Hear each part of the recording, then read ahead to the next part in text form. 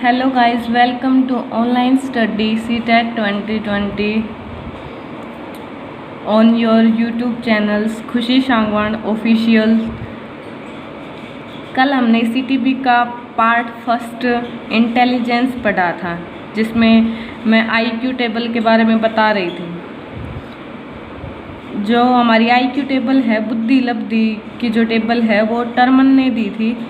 इसमें 140 या इससे अबोव के जो IQ लेवल के बच्चे होते हैं उनको प्रतिभाशाली या जीनियस कैटेगरी में रखा गया है। जो 120 to 140 होते हैं वो परखर बुद्धि सुपीरियर चाइल्ड होते हैं। 110 to 120 तीव्र बुद्धि यानी अबोव एवरेज चाइल्ड। 90 to 110 सामान्य बुद्धि एवरेज चाइल्ड, जो सामान्य बालक होते हैं। 70 to 90 मंद बुद्धि स्लो लर्नर, जो धीरे धीरे समझते हैं टॉपिक को। 50 to 70 पिछड़ा बालक बैकवर्ड चाइल्ड। 25 to 50 मूर्ख या एम्बिशियस चाइल्ड। 25 to मिनिमम जड़ बुद्धि यानी इडियट चाइल्ड्स। अब हम पढ़ेंगे फैक्टर ऑफ इंटेलिजेंट, बुद्धि के कुछ कारक या सिद्धांत। पहला फैक्टर क्या है? एक कारक सिद्धांत यूनिफैक्टर थ्योरी, जो कि बीने ने दी थी। मैंने पहले भी आप लोगों को बताया कि बुद्धि के चैप्टर में कोई भी फर्स्ट कार्य है वो बीने के द्वारा हुआ है। तो अगर आपको क्वेश्चन मिले कोई भी और जिसका आंसर आपको ना पता हो और ऑप्शंस में आपको बीने मिले, तो आप बीने को ही मार्क करेंगे। बीने ने क्या कहा है कि हमारी जो बुद्धि है वो एक इकाई के रूप में है। एज सपोज ये हमारा ब्रेन है और ये हमारी बुद्धि है, यह एक इकाई के रूप में है। इसको ना तो हम तोड़ सकते हैं, ना इसको अलग अलग भागों में बांट सकते हैं। और बाद में इस सिद्धांत का समर्थन टर्मन, स्टर्न और जॉनसन ने भी किया। बीने क्या कहता है? अकॉर्डिंग टू बीने संपूर्ण बुद्धि एक इकाई के रूप में है। मनुष्य की जो बुद्धि है वो एक इकाई के रूप में है। अगला कारक क्या है? द्विकारक सिद्धांत, टू फैक्टर्स थ्योरी। जो ये टू फैक्टर्स थ्योरी है ये स्पीयरमैन ने दी है।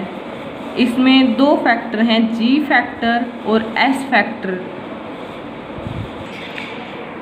जी और एस फैक्टर के कारण इसको टू फैक्टर थ्योरी कहा जाता है। जी से जनरल यानी कि सामान्य बुद्धि, एस फैक्टर यानी स्पेसिफिक फैक्टर विशिष्ट बुद्धि। जी फैक्टर जो है वो जन्मजात है, बच्चे को बाय बर्थ जो बुद्धि मिली होती है वो जी फैक्टर है। और जो हमारा एस फैक्टर है स्पेसिफिक बुद्धि, वो हम एनवायरनमेंट के थ्रू एक्वायर करते हैं। हम अपने वातावरण में रहकर जो सीखते हैं उसे स्पेसिफिक यानी विशिष्ट बुद्धि कहा जाता है। और द्विकारक सिद्धांत में ये दोनों फैक्टर हैं, जनरल फैक्टर और स्पेसिफिक फैक्टर, इसलिए इसे द्विकारक सिद्धांत कहा गया है। समूह कारक सिद्धांत, ग्रुप फैक्टर्स ऑफ थ्योरी। यह सिद्धांत थ्रस्टन ने दिया है 1938 में। गाइस, आपको ये सिद्धांत के नाम और किसके द्वारा दिए गए हैं, कब दिए गए हैं, ये ज़रूर याद रखना है। समूह कारक सिद्धांत थ्रस्टन ने दिया है। इसे समूह कारक क्यों कहा गया है? क्योंकि इसमें बुद्धि को अनेक फैक्टर्स में उनकी एबिलिटी के हिसाब से डिवाइड किया गया है। थ्रस्टन ने 7 फैक्टर्स में डिवाइड किया है। प्राइमरी मेंटल एबिलिटीज़ को, प्रारंभिक मानसिक योग्यता। पहला क्या है? न्यूमेरिकल संख्यात्मक योग्यता। दूसरा है रीजनिंग तार्किक योग्यता। थर्ड है मेमोरी यानी स्मृति योग्यता। फोर्थ है स्पेक्चुअल यानी। फिफ्थ है परसेप्चुअल प्रत्यक्षीकरण योग्यता। सिक्स्थ है वर्बल यानी शाब्दिक योग्यता। इसमें क्या है? न्यूमेरिकल संख्यात्मक योग्यता, बच्चे को संख्याओं के बारे में ज्ञान करवाना। रीजनिंग तार्किक योग्यता, बच्चे किसी चीज़ को देखकर उसके तर्क करके विचारों के द्वारा जो योग्यता प्राप्त होती है वो तार्किक योग्यता। मेमोरी, मेमोरेबल्स जो याद रहते हैं, जो हम याद रखते हैं, वो मेमोरी स्मृति योग्यता। स्पेक्चुअल, स्थानीय योग्यता, जब हम एक स्थान से दूसरे स्थान पर जाते हैं, जो कुछ हम वहाँ से सीखते हैं वो है स्थानीय योग्यता। परसेप्चुअल, प्रत्यक्षीकरण, जो हमारे सामने जो घटना हो रही है, हम उस घटना को देखकर हमारे मन में क्या विचार आते हैं, हम क्या सोचते हैं, वह है प्रत्यक्षीकरण योग्यता। वर्बल, शाब्दिक योग्यता, जो हम कोई व्यक्ति हमें बोल रहा है, हमसे बातें कर रहा है, या हम कहीं कुछ रीडिंग कर रहे हैं, जो वर्ड्स के अकॉर्डिंग्स, जो वर्ड द्वारा जो मीनिंग्स हमें अक्वायर होता है, वह शाब्दिक योग्यता है। 7th है भाषिक योग्यता, जो हम हमारी भाषा से प्राप्त करते हैं, वह है भाषिक योग्यता। नेक्स्ट है बहुकारक सिद्धांत, यह मल्टी फैक्टर थ्योरी थॉर्नडाइक ने दिया है। कल मैंने आपको 3 प्रकार बताए थे इंटेलिजेंस के, मूर्त बुद्धि, अमूर्त बुद्धि और सामाजिक बुद्धि। ये तीनों टाइप्स इसी सिद्धांत के अंदर आते हैं। नेक्स्ट है हमारा बहुबुद्धि सिद्धांत, यह मोस्ट इम्पोर्टेंट है। बहुबुद्धि सिद्धांत यह गार्डनर ने दिया था। गार्डनर क्या कहता है कि व्यक्ति की बुद्धि भिन्न होती है और उसी के अनुरूप उसमें बौद्धिक क्षमता पाई जाती है। गार्डनर क्या कहता है कि एक मनुष्य में जो बुद्धि है वो अनेक प्रकार की होती है और उसी के अनुरूप उसमें अनेक प्रकार की बौद्धिक क्षमता पाई जाती है। According to Gardner, in 1983 intelligence divided in 7 parts. 1983 में गार्डनर ने बुद्धि के 7 पार्ट्स में डिवाइड किया था और फिर 1908 में एक और ऐड कर दी और फिर 2000 में एक और ऐड कर दी और इसी प्रकार से बुद्धि के 9 प्रकार हो गए। और यह 9 प्रकार की कौन कौन सी बुद्धि है? पहली है म्यूजिकल इंटेलिजेंस, संगीतीय बुद्धि, जो हमारा संगीत होता है, जो संगीत के सुर होते हैं उनको ग्रहण करना, वो है संगीतीय बुद्धि। दूसरी है विजुअल स्पेक्टर, स्थानीय बुद्धि। थर्ड है मैथमेटिकल रीजनिंग, गणितीय तर्क बुद्धि। फोर्थ है वर्बल लिंग्विस्टिक इंटेलिजेंस, भाषात्मक बुद्धि।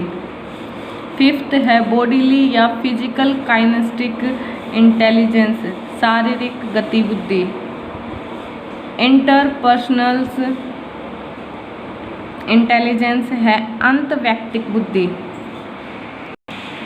7th है इंट्रापर्सनल इंटेलिजेंस, अंतर्वैयक्तिक बुद्धि। गाइस मैं आपको ये बाइलिंगुअल चैप्टर करवा रही हूँ ताकि जो बच्चे जिनको इंग्लिश में समझ में आता है वो इंग्लिश में समझ सकें और जिनको हिंदी में समझ में आता है वो हिंदी में अपने नोट्स बना सकें, इसलिए मैं आपको ये बाइलिंगुअल लैंग्वेज में करवा रही हूँ। 8 जो है नेचुरलिस्टिक इंटेलिजेंस, प्रकृतिवादी बुद्धि। 1983 तक ये 1983 में ये जो एक और ऐड हुई थी ये है प्रकृतिवादी बुद्धि। और फिर एक्सटेंशियल इंटेलिजेंस, अस्तित्व बुद्धि। ये गार्डनर ने बहुबुद्धि सिद्धांत दिया था, उसमें जो 9 प्रकार की बुद्धि डिवाइड की थी वो 9 बुद्धि इस प्रकार से हैं। अगला हमारा सिद्धांत है तरल एवं ठोस बुद्धि सिद्धांत। इसमें ज़्यादा कुछ नहीं समझना है, यह सिर्फ इतना याद रखना कि यह सिद्धांत R.B. कैटल ने दिया है और तरल का जो संबंध है वो वंशानुक्रम से है और ठोस का संबंध है जो वातावरण से है। इसका तो ज़्यादातर क्वेश्चन यही आता है कि तरल एवं ठोस बुद्धि का सिद्धांत किसने दिया था? R.B. कैटल ने। एक क्वेश्चन ये भी आ जाता है कि तरल एवं ठोस बुद्धि के जैसा दूसरा सिद्धांत कौन सा है? तो वो है ए और बे सिद्धांत जो हब ने दिया था। इसे याद करने की ट्रिक क्या है? कैटल। मतलब जो हम आम लैंग्वेज में बोलते हैं किटली, उसमें हम तरल चीज़ डालते हैं तो केटल तरल। और इसमें लास्ट में बै दो वर्ड्स इसमें हैं ए और बै, वैसे ही हब। तो ये दोनों सिद्धांत आपको याद रह जाएंगे, लेकिन इनमें एक डिफरेंस है कि तरल एवं ठोस बुद्धि सिद्धांत आरबी कैटल ने दिया था और ए और बै सिद्धांत हब ने दिया था। और लेकिन अगर पूछे कि ए का संबंध या ए का संबंध किससे है तो जन्मजात से, बी या बै का रिलेशंस वातावरण से अर्जित करना। ठीक है, इसमें तरल का तो हम वंशानुक्रम ही बताएंगे और ठोस का वातावरण, लेकिन यहाँ पर हम बाय बर्थ या जन्मजात लिखेंगे। बात तो वही है पर क्वेश्चंस में डिफरेंस देगा दोनों क्वेश्चंस में जब ये क्वेश्चन पुट करेगा। तो बुद्धि का त्रिआयामी सिद्धांत या बुद्धि का संरचनात्मक सिद्धांत, ये किसने दिया था? जेपी गिलफोर्ड ने। बुद्धि का त्रिआयामी सिद्धांत या बुद्धि का संरचनात्मक सिद्धांत, जेपी गिलफोर्ड। इसको 3 डायमेंशनल इंटेलिजेंस या 3 डायमेंशनल थ्योरी भी कहते हैं, क्योंकि इसमें 3 चीज़ मेन रूप से होती हैं: इंडेक्स विषय वस्तु, प्रोसेस प्रक्रिया और रिजल्ट उत्पाद। ये 3 चीज़ इसमें बहुत ज़रूरी होती हैं। और अगर आपसे कुछ, वैसे तो क्वेश्चन यही आता है कि 3 डायमेंशनल किसने दिया और इसमें कौन कौन से 3 पार्ट्स हैं, लेकिन अगर कुछ डीप में क्वेश्चन पूछ ले कि इसके एलिमेंट्स कितने हैं 3 डायमेंशनल इंटेलिजेंट के, तो जो इंडेक्स में है ना उसमें 4 एलिमेंट्स आते हैं, प्रोसेस में 5, रिजल्ट में 6, और हम इनका मल्टीप्लाई करेंगे तो टोटल 120।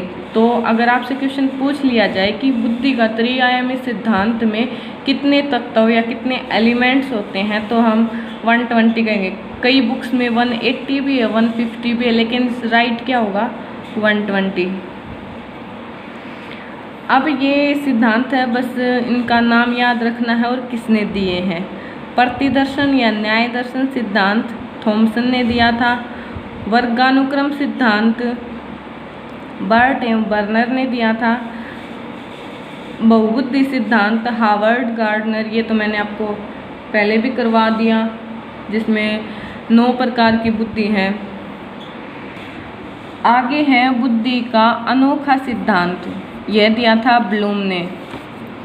अब ये गाइस कंफ्यूजिंग रहता है कि त्रिकारक, त्रिआयाम, त्रिस्तर, ये सेम ही लगता है। तो आपको बता दूं कि जो त्रिकारक सिद्धांत है वो स्पीयरमैन ने दिया था।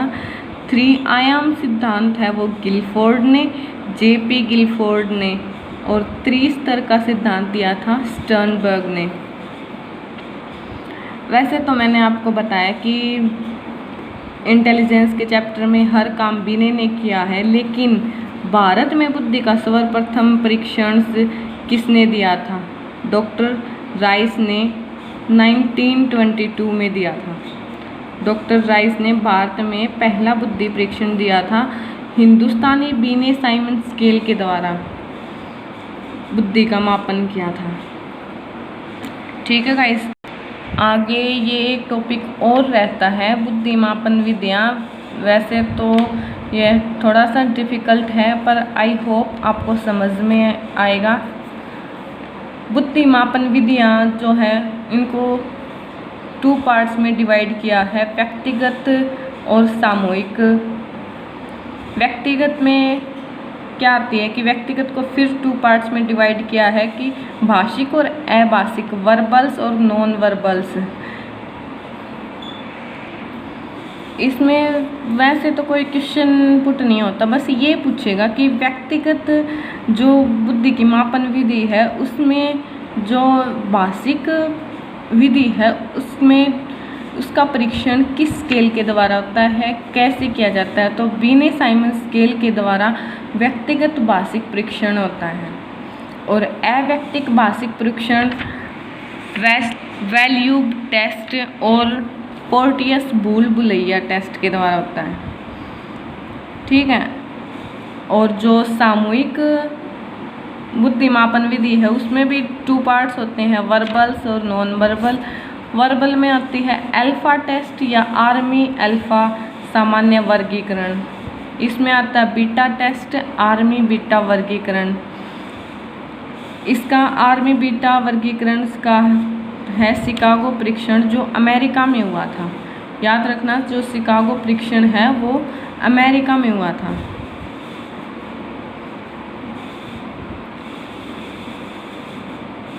अमेरिका, शिकागो परीक्षण। संवेगात्मक या भावात्मक बुद्धि परीक्षण लास्ट है, ये डेनियल कोलमैन ने दिया था 1913 में। गाइस, अगर आप इंटेलिजेंस के दोनों वीडियो देख लोगे ना और इनका नोट्स बना के प्रॉपर तरीके से प्रिपरेशन करोगे तो आपका इंटेलिजेंस से तो कोई क्वेश्चन रहेगा नहीं। आई होप आपको समझ में आता होगा। Thank you guys.